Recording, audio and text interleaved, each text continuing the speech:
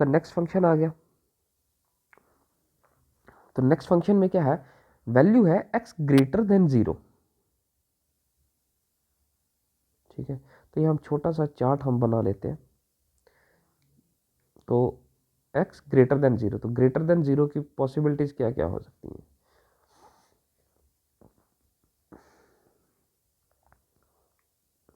Greater than 0 आपके पास 0.01 हो सकता है।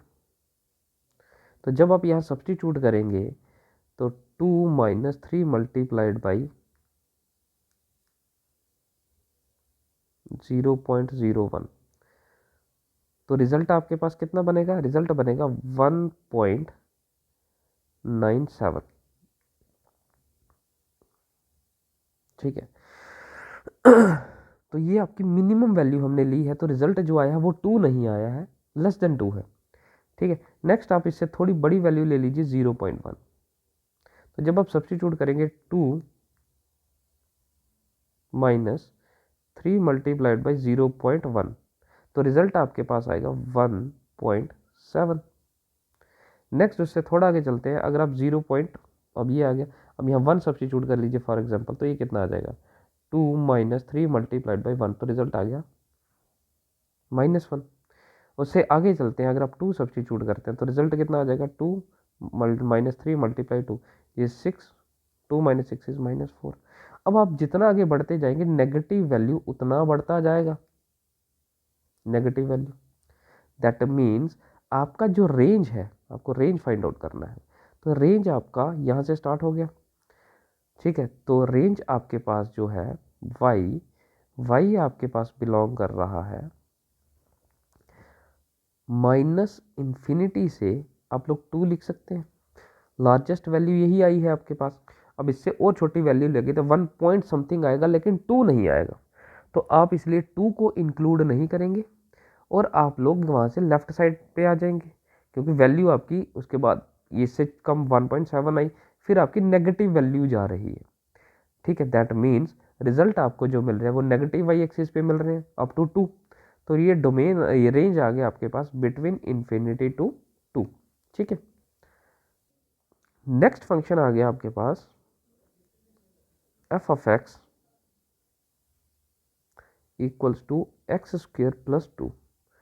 x is a real number.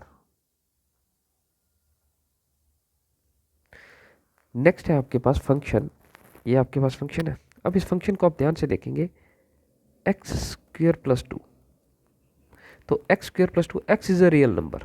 अब किसी भी नंबर का आप स्क्वायर करेंगे, that is should be definitely greater than और इक्वल टू 0। अब 0 का स्क्वायर होगा तो वो 0 ही रहेगा, लेकिन बाकी किसी भी नंबर का स्क्वायर करेंगे, -1 का स्क्वायर 1, ये ग्रेटर देन 0 है, बाकी किसी भी नंबर का स्क्वायर करेंगे वो ग्रेटर देन 0 ही होगा। अब अगर आप यहाँ पे ऐसे करेंगे, दिस इम्प्लाइज x² + 2, तो वो दोनों तरफ +2 होगा, which is equals to 2। That means x² + 2 जो है वो ग्रेटर देन और इक्वल टू 2 होगा, तो यही आपका फंक्शन है। That means f of x जो है वो होगा ग्रेटर देन और इक्वल टू 2 से बड़ा, तो 2 से बड़ी वैल्यू क्या हो जाएगी, that means f of x equals to y है। दिस मीन्स y बिलोंग कर रहा है 2 टू इन्फिनिटी। ठीक है, समझ आ गया। नेक्स्ट आ गया आपके पास third function,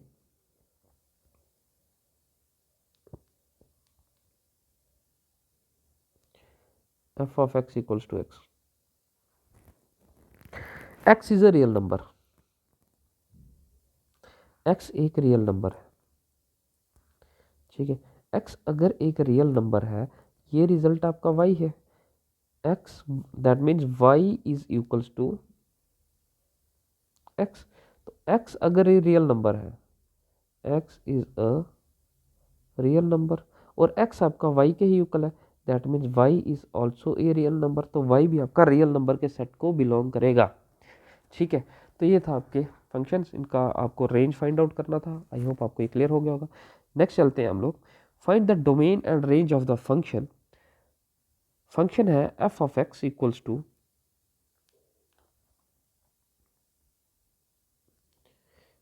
under root of x minus 1। अब ये कंडीशन जो है आपको domain and range find out करना है, दो डोमेन भी एंड रेंज भी। तो आप देखेंगे ये जो फंक्शन है इज डिफाइंड, ये डिफाइंड कब होगा,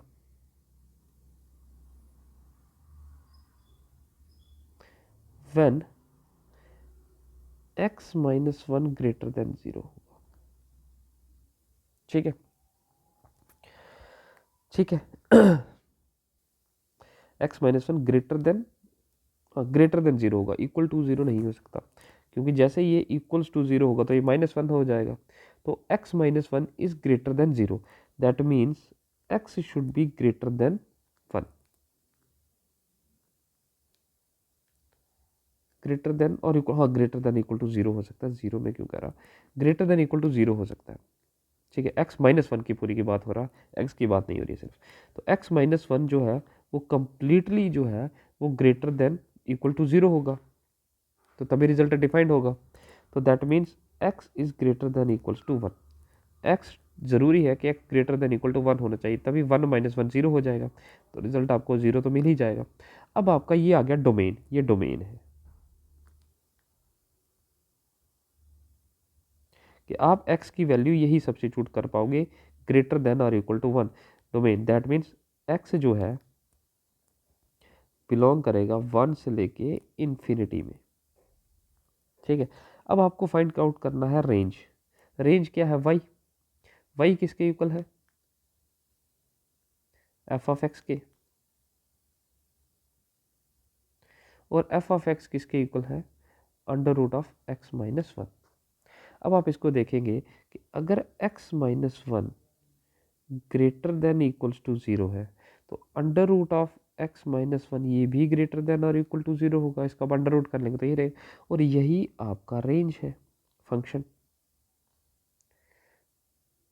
ठीक है, तो आपका जो रेंज होगा, रेंज बिलोंग करेगा, दैट मीन्स y जो है f of x equals to y belong करेगा 0 to infinity.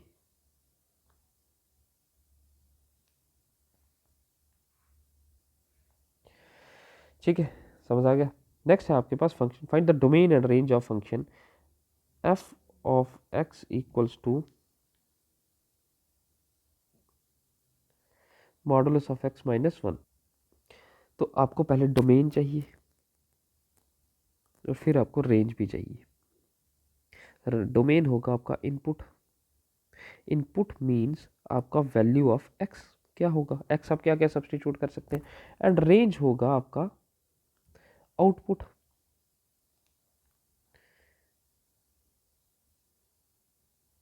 That means the values of y, result क्या क्या मिलेंगे आपको। तो पहले हम इनपुट पे बात कर लेते हैं। आप यहाँ पे x कोई भी वैल्यू सब्स्टिट्यूट करेंगे, रिजल्ट आपके पास हमेशा डिफाइंड होगा, क्योंकि नॉट डिफाइंड का चांस तो है नहीं, क्योंकि 1 अपॉन समथिंग होता तो ये आपको प्रॉब्लम दे सकता था। तो जैसे ही x इक्वल्स टू 1 होगा तो रिजल्ट ये 0 हो जाएगा, 1 अपॉन 0 इज नॉट डिफाइंड, उस केस में रिजल्ट आपका नॉट डिफाइंड हो जाना था। लेकिन यहाँ पे ऐसा कुछ नहीं है, तो ये किसी भी वैल्यू के लिए डिफाइंड है, दैट मीन्स x आप रियल नंबर में से कोई भी वैल्यू सब्स्टिट्यूट करोगे, रिजल्ट आपका डिफाइंड होगा, आपको कोई ना कोई पर्टिकुलर वैल्यू मिलेगी। ठीक है, नेक्स्ट आ गया y is equal to something. तो जब y की वैल्यू है तो y आपको क्या मिलेगा, अब रिजल्ट है y किसके इक्वल है, मॉडुलस ऑफ x माइनस 1। तो ये रिजल्ट क्या होगा, ये रिजल्ट जो है वो हमेशा आपके पास पॉजिटिव रिजल्ट देगा। ठीक है, मॉडुलस ऑफ दिस, तो ये आ जाएगा आपके पास हमेशा पॉजिटिव रिजल्ट होगा। दैट मीन्स y जो है वो बिलोंग करेगा, आप लोग लिख सकते हो 0 टू इन्फिनिटी, क्योंकि अगर x इक्वल्स टू 1 होगा तो उस केस में y आपका 0 हो जाएगा, तो y 0 तो आपको मिलेगा, और उसके बाद बाकी जो भी वैल्यू आप सब्स्टिट्यूट करोगे रिजल्ट पॉजिटिव ही मिलेगा, तो वो पॉजिटिव साइड 0 टू इन्फिनिटी मिल जाएगा आपको। तो ये था आपका domain and range of function. Next पे चलते हैं हम लोग, ये आपको फाइंड आउट करना है, find the range, determine the range of the function. ठीक है, तो फंक्शन ये आपके पास है x and x square upon 1 plus X square. ठीक है, दैट मीन्स ये आपका x है और ये आपका y है। That means y equals to X square upon 1 plus X square. अब आप लोगों ने प्रॉपर फ्रैक्शन और इम्प्रॉपर फ्रैक्शन किया होगा। प्रॉपर फ्रैक्शन जिसमें न्यूमिनेटर आपका स्मॉलर देन डिनोमिनेटर होता है। दैट मीन्स इसका जो रिजल्ट होगा x अपॉन वाई, और अगर x लेस देन y है तो रिजल्ट आपका हमेशा लेस देन 1 होगा और ग्रेटर देन इक्वल टू 0 हो सकता है। बिटवीन 0 एंड 1 ही रहेगा हमेशा। और अगर इम्प्रॉपर फ्रैक्शन है, एग्जाम्पल 2/3 कर लीजिए, एग्जाम्पल 0/3 कर लीजिए, तो यहाँ पे आपका लेस देन 1 होगा और यहाँ इक्वल्स टू 0 मिल जाएगा आपको। और उसके बाद आ गया इम्प्रॉपर फ्रैक्शन। इम्प्रॉपर फ्रैक्शन क्या है? अगर x अपॉन वाई है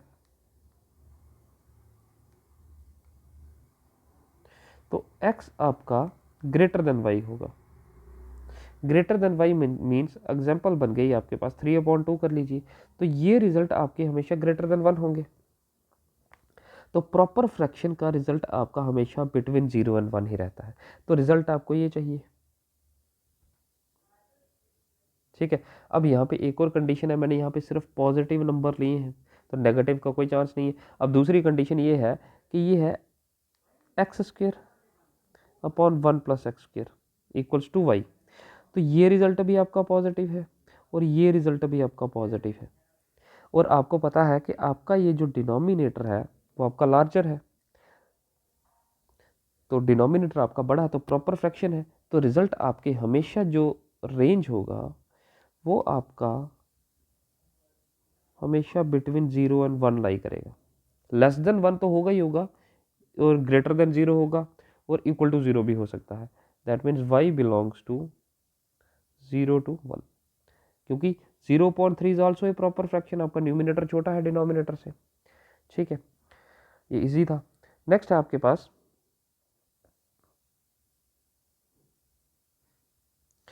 a is equals to 9, 10, 11, 12 and 13। ये आपके पास एक फंक्शन दिया गया है। फंक्शन है आपके पास from a to set n। ये आपके पास ये सेट है टू n। ठीक है, और f ऑफ n क्या है? f ऑफ n, n आप यहां से सब्स्टिट्यूट करोगे तो यहाँ पे n जो है वो बिलोंग्स टू सेट a करेगा, और f ऑफ n जब आप करोगे तो ये आपका फॉर एग्जांपल x और ये y है तो ये आपको y देगा, तो वो होगा आपका बिलोंग करेगा equals to y which belongs to set n। ठीक है, तो रिजल्ट आपको यहाँ पे मिलेंगे, सब्स्टिट्यूट आप यहाँ से करेंगे तो रिजल्ट आपको n में मिलेगा। अब f ऑफ n किसके इक्वल उसने कहा है? Is the highest prime factor, highest prime factor of n। तो f ऑफ n आपको कौन सी वैल्यू लेनी है? जो आपके पास उस नंबर का हाईएस्ट फैक्टर है। तो 9 अगर लेंगे तो प्राइम फैक्टर ऑफ 9 कितना है? 3 एंड 3, ये 3 ही है बेसिकली। ठीक है, नेक्स्ट आ गया 10। तो 10 के प्राइम फैक्टर्स क्या है? 2 एंड 5। 11 जो है, 11 के प्राइम फैक्टर्स क्या है? 11 ही है। और उसके बाद 12, 12 के प्राइम फैक्टर्स क्या है? 2 एंड 3। एंड 13 के प्राइम फैक्टर्स क्या है? ओनली 13। तो अब आपको उसने आया फाइंड द रेंज, आपको रेंज फाइंड आउट करनी है। तो x और f ये आपके पास एलिमेंट होगा x और y। x आप यहाँ से उठाओगे, y किसके इक्वल है आपका? f ऑफ n के। और f ऑफ n क्या है? n is the highest prime factor of the n। अगर ये n है तो f ऑफ n क्या होगा, हाईएस्ट प्राइम फैक्टर। तो फर्स्ट एलिमेंट है आपके पास 9, तो 9 का प्राइम फैक्टर हाईएस्ट भी 3 ही है और एक्चुअल में भी 3 ही है। 10 लेंगे तो 10 का हाईएस्ट प्राइम फैक्टर इज 5। 11, तो 11 का हाईएस्ट प्राइम फैक्टर इज 11 ही है, उसका एक ही फैक्टर है। और 12, तो 12 का हाईएस्ट, 12 के दो फैक्टर हैं 2 और 3, और हाईएस्ट कौन सा है, 3। और 13 जो है, 13 का हाईएस्ट 13 ही है क्योंकि एक ही फैक्टर है। तो आपको रेंज फाइंड आउट करना था, ये आपने उठा लिया यहाँ से, n आपको ढूंढना था, n आपको मिलेगा हाईएस्ट प्राइम फैक्टर जब आप निकालोगे n का, तो हाईएस्ट प्राइम फैक्टर मिल गया आपको। अब कहा उसने find the range, range of f, तो रेंज क्या होगा आपके पास, set of all the second elements, तो ये आ जाएगा 3, 5, 11, 3 एंड 13, तो ये मिल गया आपको रेंज। ठीक है, नेक्स्ट आ जाएगा आपके पास, ये क्वेश्चन है